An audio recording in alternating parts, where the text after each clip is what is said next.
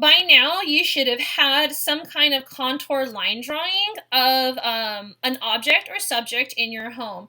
The next step to this project of shattered images is that we are going to try to find some interesting way to fracture this image, right? To create some kind of pattern throughout. Now, you could use a repeating image like I showed you. There was like waves, or like make it look like a lightning kind of bolt, or some kind of like burst. And actually that's what I'm gonna do, because I really do enjoy working with bursts usually. So I'm gonna put a little dot right here. And from this little dot, and you don't have to do this way, okay? This is all up to you. I'm going to start creating kind of like a sunburst effect. And I'm going to draw right over my drawing with a number 2 pencil. And I'm using my ruler so I can get really nice straight lines with this.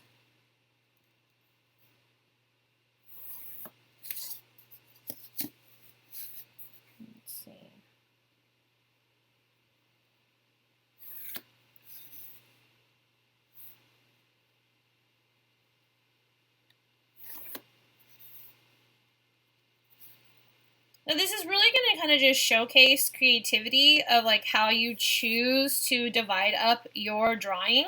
You do not have to do it the way I'm doing this, right? Like this is just a suggestion, and this is just one way that I am creating this drawing.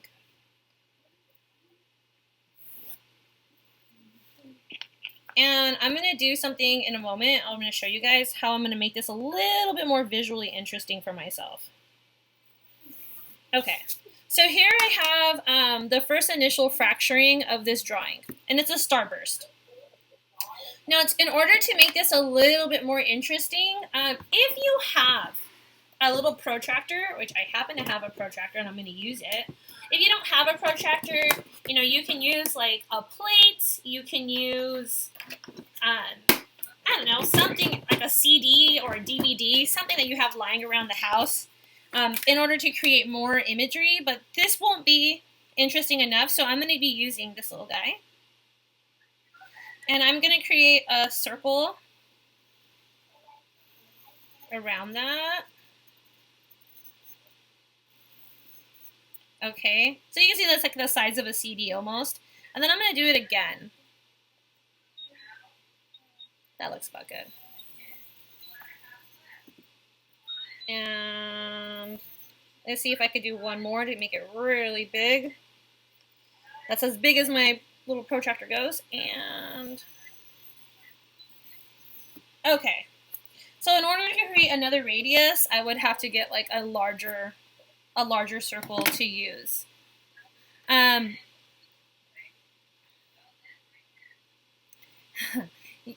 Yes. Of course you can. You can go ahead and grab that if you need to right now, or you can grab it in a little bit. So, all I heard.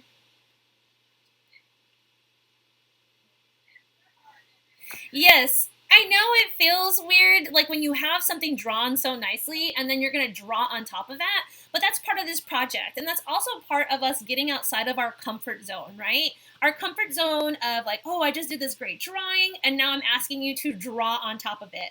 But that's part of this. And what we're going to end up doing, and it's going to be worth it, don't worry, it's going to be worth it. You're going to use your pencils, your different values, in order to create interesting lights and darks. So every single time I have a break in line, I'm going to like change that value up.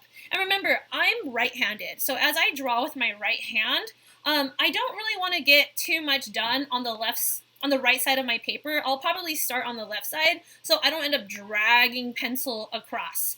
And that's just part of me trying to be nice and neat, right?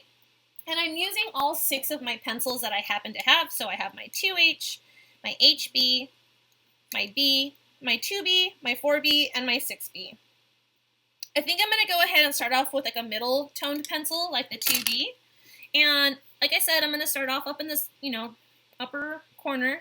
And we are going to just start with blending and creating lights and darks.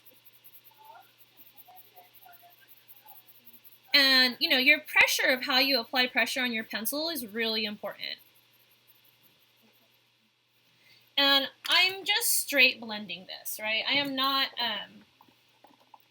am not using any other pencil, but I'm going from like pressing really hard to pressing light, and now I'm going to use my little blending stomp. And if you don't have one of these, use a piece of paper, or you can even use your fingers. I just wash your hands before you do that because your hands have oils in them. You want to keep them as oily free as possible. All right, and I'm going to just darken that line up again. So here it goes. I'm going to zoom in on that one. I have it going from like dark to light. And then I'm going to do this again. Maybe I'll use my 4B pencil for this next one. And I'll create a darker space right here by pushing really hard.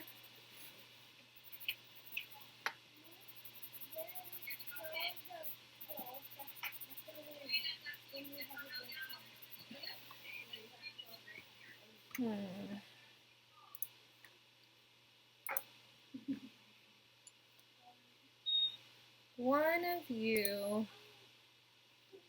Yeah, there you go. Okay. And then I'm going to start pressing a little lighter.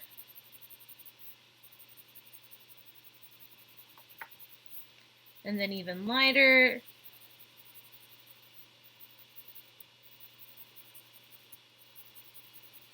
So this is completely random. And this is part of that creativity and craftsmanship. So some of you, when I was grading through your value skill practices, I noticed that some things got real messy after a while. And we want to try to keep this as nice and neat as possible.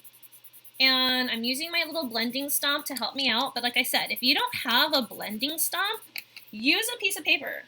You can literally grab, let me grab an example.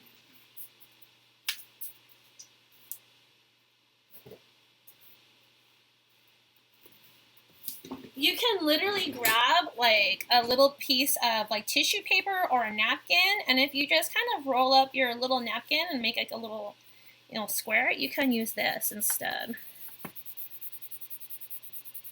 So you don't need the blending stomp, and I suggest using paper instead of using your fingers, only because the paper won't like stain the paper. It won't leave oils behind, and you don't want to leave those oils behind. So this is completely random, and I am trying to create smooth transitions of blending. Let me turn on one more light. All right, so far I have, this little piece done, and as I kind of continue through, I can come back and like rework little areas, use my little piece of paper to help me blend. And then I'll come into this section. Maybe I'll use a B pencil.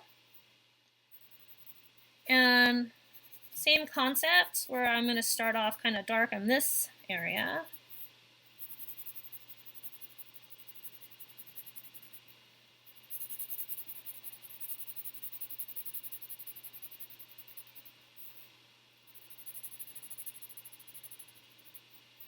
And then I'm going to start pressing a little lighter. Up into the top of this skate, right? And top of this shoe area. And then even lighter over here.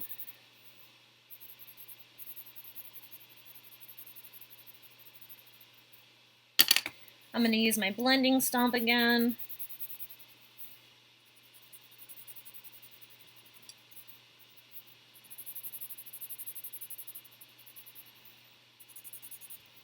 So maybe for this little part of my roller skate that's in here, I think I'm going to go real dark. I think I'm going to find my 6B pencil. And I'm going to really darken this little space.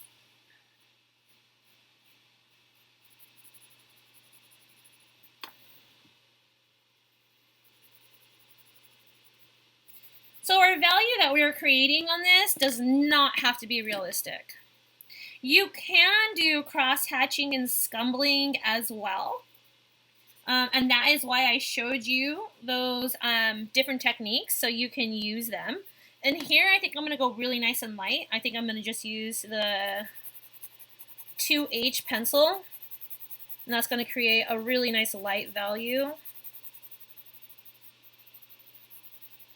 Maybe in this corner I'll bring it a little bit darker.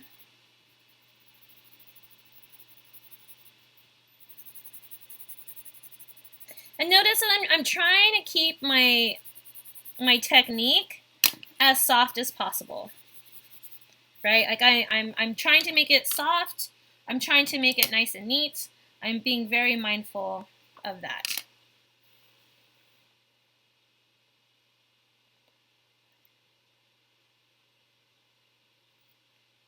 All right.